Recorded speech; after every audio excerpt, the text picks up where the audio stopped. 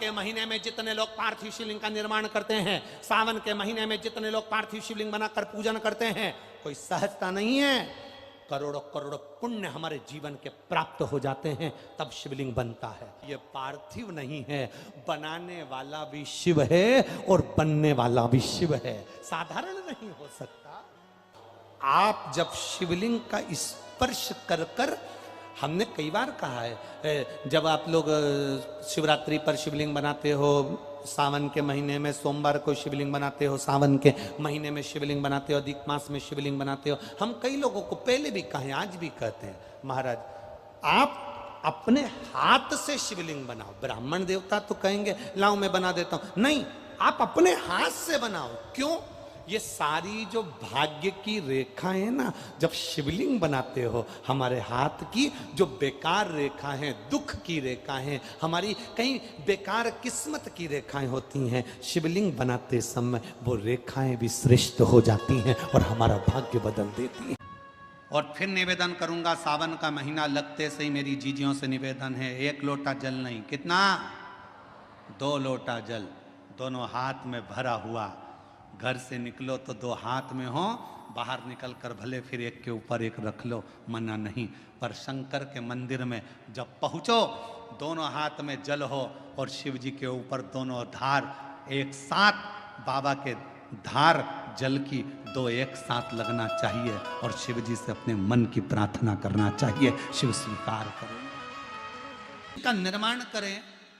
शंकर के शिवलिंग को जब बनाए तो सबसे पहले कैसे बनाए, उस तक का विधान शिव महापुराण में और लिंग पुराण में कहा गया।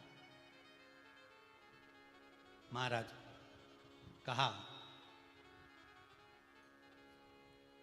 क्यारे की मिट्टी हो, क्यारा मतलब समझिएगा, जिस मिट्टी पर कोई गंदगी ना करी गई हो, ऐसी जगह का कोई भाग मिट्टी का लाया जाए जहां कोई गंदगी ना करे।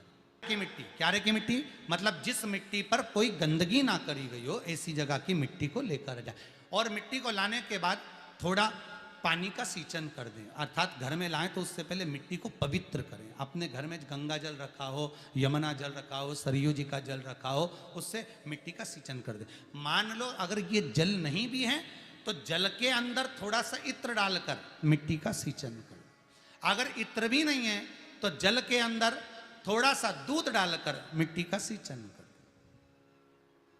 दूध भी नहीं है तो एक बेलपत्री जल के अंदर डालकर उस पानी का सींचन कर। बेलपत्र भी नहीं है, पीपल का पत्ता डालकर उसका सींचन कर दें। पर मिट्टी पर घर में लाते से ही, ये नहीं कि मिट्टी आज लाए और तुमको शिवलिंग कल बनाना है, तो मिट्टी अगर 1 दिन पहले लाए हो, 2 दिन पहले लाए हो, 4 दिन पहले लाए हो, तो उसी दिन जल का सींचन होना चाहिए। ये नहीं कि जिस दिन बनाएंगे उस दिन सींचन होगा। मिट्टी पर पानी का छींटा, सींचन भले ज्यादा मत डालो, पर छींटा तो उस दिन लगा देना चाहिए जिस दिन घर में मिट्टी लेकर आए हो, जिस दिन लेकर। फिर भले तुम शिवलिंग 15 दिन बाद बनाओ, 8 दिन बाद बनाओ, 10 दिन बाद बनाओ, 3 दिन बाद बनाओ, और उस समय पर मिट्टी का सींचन उस समय हो जाए। फिर कहा, जिस दिन शिवलिंग का निर्माण करो उस दिन प्रातः में अगर आप शिवलिंग बना रहे हैं तो ब्रह्म मुहूर्त में मिट्टी को गला दो। किस पानी से गलाना है उसका भी प्रमाण, उसका भी शास्त्र वर्णन करा। किस जल से गलाया जाए, शिव महापुराण की कथा कहती है, अगर आपको आज शिवलिंग का निर्माण करना है, शाम को आप शिवलिंग का निर्माण कर रहे हो, तो अपने पानी का जो मटका होता है, हंडा होता है, रसोई घर में जहां पानी भर कर रखते हो, उसके नजदीक में एक कलश जिसमें अलग से ताजा जल भरा जाए और उस पर प्लेट ढकी हो और उस पर एक चावल का दाना रखा हो, उस जल को लेकर आओ। थोड़ी देर, आधा घंटा, 2 घंटा, 3 घंटा, 15 मिनट, 20 मिनट, और वो पानी वहां रखा होना चाहिए। रसोई घर में अन्नपूर्णा का निवास होता है, परिंदे के पास पितरों का निवास होता है। अन्नपूर्णा, पित्र सब रसोई घर के भीतर विराजमान होते हैं। शास्त्र कहता है 33 कौटि देवता एक समय के लिए, एक क्षण के लिए हमारे रसोई घर में प्रवेश करते हैं। इसलिए रसोई घर को तुम पूरे घर को स्वच्छ रखो ना रखो, पूरे घर को तुम साफ रखो ना रखो, पर रसोई घर एकदम क्लीन होना चाहिए। पहला क्रम है पार्थिव शिवलिंग का निर्माण, सावन के महीने में अगर आप शिवलिंग बनाते हैं, सोमवार को शिवलिंग बनाते हैं, तो नियम ध्यान लिंग पुराण से है, बढ़िया इसका नियम ध्यान बेटा ध्यान है भाई क्या करना है, मिट्टी को लाना है, जल का छींटा, छींटा जरूर देना, घर में लेकर आए और जल का छींटा होना जरूर है। 2 दिन तक 3 दिन तक मिट्टी रखी हुई है, और उसके बाद अगर आपने पानी का छींटा नहीं दिया है और आपने डायरेक्ट मिट्टी को गला दिया और उसके बाद बनाया, तो उसका कोई प्रमाण नहीं। जल का छींटा फिर उसको रख दें, 15 दिन बाद बनाओ, 4 दिन बाद बनाओ, 3 दिन बाद बनाओ, 2 दिन बाद बनाओ। शिवलिंग जब बनाओ तब उस मिट्टी को, जो कलश आपने रसोई घर में रखा है, चावल का दाना रखकर प्लेट के ऊपर, अर्थात उस कलश का जल उस मिट्टी में थोड़ा सा डालिए। क्यों डाला जाता है उसका भी भाव वर्णन किया है। अब भविष्य पुराण, स्कंद पुराण और अग्नि पुराण, इन तीनों से ले लिया गया, वर्णन किया गया। जब उस कलश का जल हम डालते हैं तो उस कलश में पितरों का भाव आ जाता है, अन्नपूर्णा का भाव आ जाता है, घर में लक्ष्मी का भाव आ जाता है, संपदा का भाव आ जाता है। पूरे 24 घंटे के अंदर एक क्षण के लिए रसोई घर में 33 कोटि देवता आते हैं, तो वो देवता का सारा भाव उस कलश के अंदर आ जाता है। और वो जल जब हम उस मिट्टी में मिलाते हैं तो गंगा, यमुना, सरयू, सरस्वती, ये 33 कोटि देवता में, तो इन सब का आनंद उस जल में आ जाता है। और वो जल जब हम मिट्टी में मिलाते हैं तो मिट्टी पवित्र हो जाती है, स्वयं कैलाश अधिपति को स्वीकार करने के लायक हो जाती है, निर्मित करने के लायक हो जाती है। शिवलिंग का निर्माण। अब शिवलिंग का निर्माण कैसे करना? मिट्टी में गला दिया पानी में। सबसे पहले शिवलिंग बनाने से पहले पात्र जो होता है उसके नीचे एक बेलपत्र रखी जाती है। क्या रखना है? एक बेलपत्र। शंकर को झेलने के लिए कोई साधारण नहीं है पात्र जिस पे झेला जाए। स्वयं गंगा शिव की जटा में, और आप शंकर के शिवलिंग का निर्माण कर रहे हो, कोई साधारण नहीं हो सकता। स्वयं आप विदेश्वर संहिता के अंतर्गत पढ़े कि ब्रह्मा और विष्णु, ब्रह्मा ऊपर जा रहे हैं, भगवान विष्णु नीचे जा रहे हैं, तो पता नहीं कर पा रहे कि यहां चरण कहां पर और शीश कहां पर है, उसको जान ही नहीं पा रहे।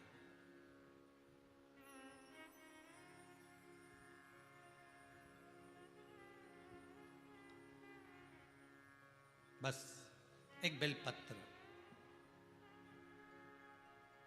साधारण भाव में बेलपत्र भी सीधा भाग, और इस बेलपत्र की जो डंडी है वो उत्तर दिशा में रखना है थाली के अंतर्गत। जब आप शिवलिंग का निर्माण करें उत्तर, इसके ऊपर जो गलाई हुई मिट्टी है वो डाल दीजिए, और डालने के बाद सबसे पहले शिवलिंग का स्वरूप बनाना है। सबसे पहले नीचे की जलाधारी नहीं बनाना। क्या बनाना है? शिवलिंग का स्वरूप बनाना। बनाने के बाद उसी शिवलिंग के पास में और मिट्टी डाल लीजिए, फिर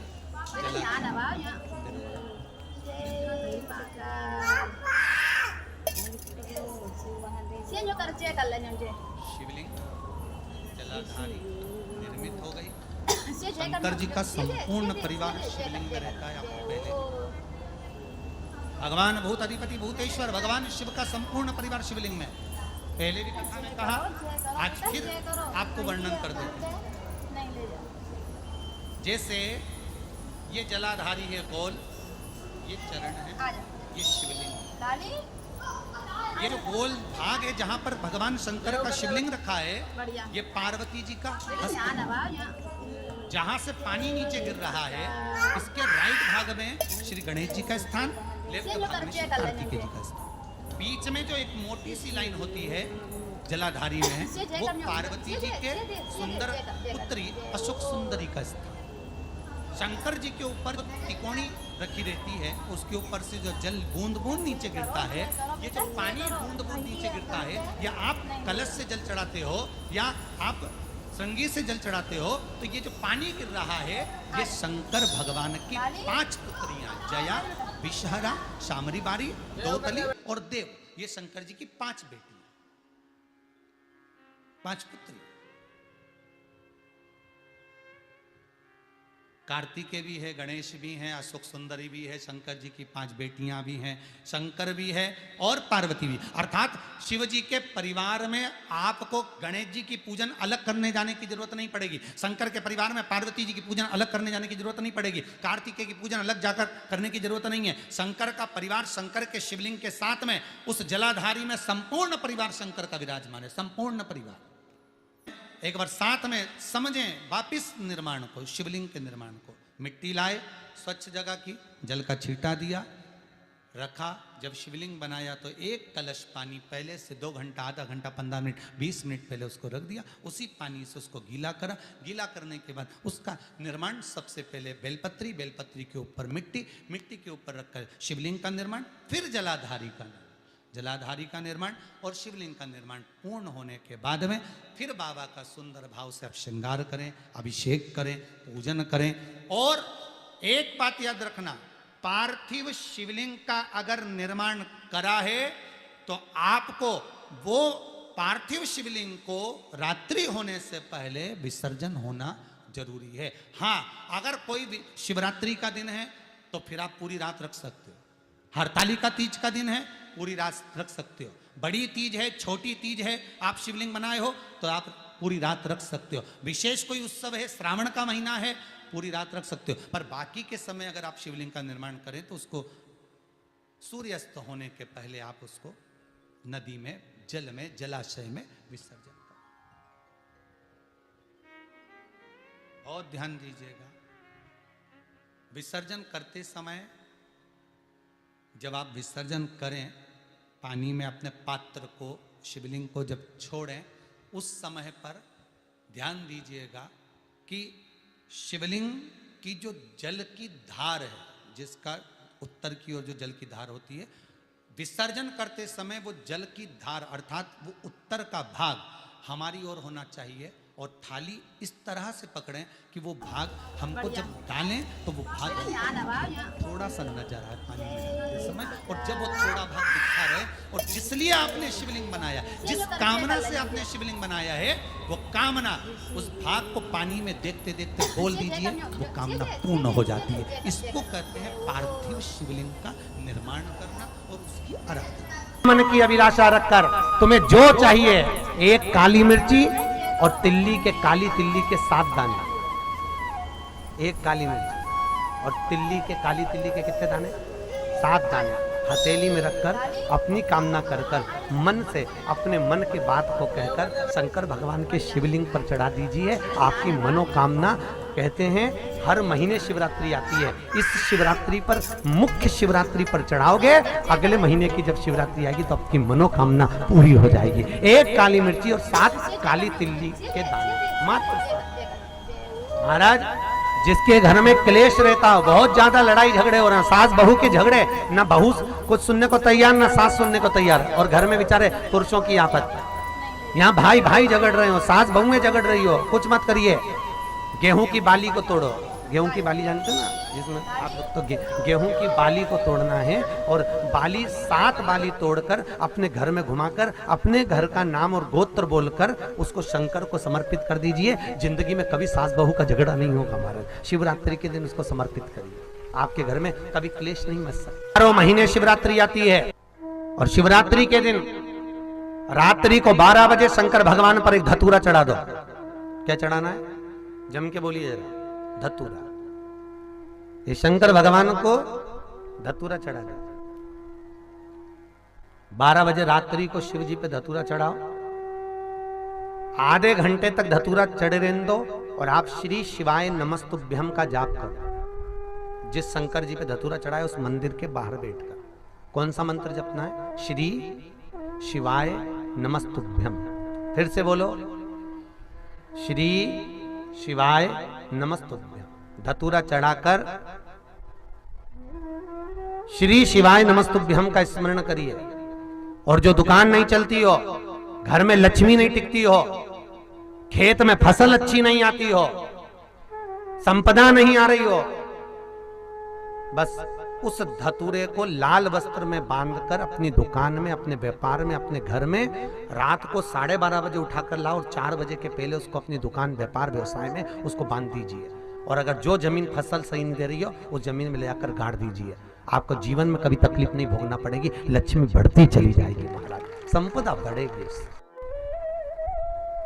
जो व्यक्ति ज्यादा बीमार रहता हो, बहुत बीमारी उसको घेरे रहती है, परेशान रह रहा हो, बीमारी बनी हुई है, तो बोर चढ़ाइए, बेर क्या बोलते हैं यहाँ पर, बेर की बोर, वो खाने वाला बेर जो होता है, उस बेर को 7 बेर ले लो और 7 बेर को लेकर अपने ऊपर से घुमाकर शिवरात्रि की दोपहर के 12 बजे शंकर भगवान के शिवलिंग पर ले जाकर उस बेर को चढ़ा दीजिए। आपका रोग, आपकी बीमारी मात्र 3 महीने के अंदर समाप्त हो। तो श्रावण के महीने में कोई भी एक नियम अवश्य धारण,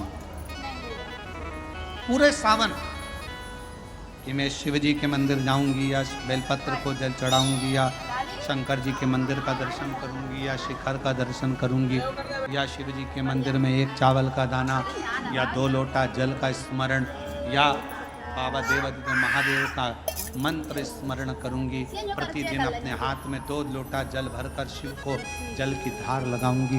कोई एक नियम अपने श्रावण महीने में अवश्य,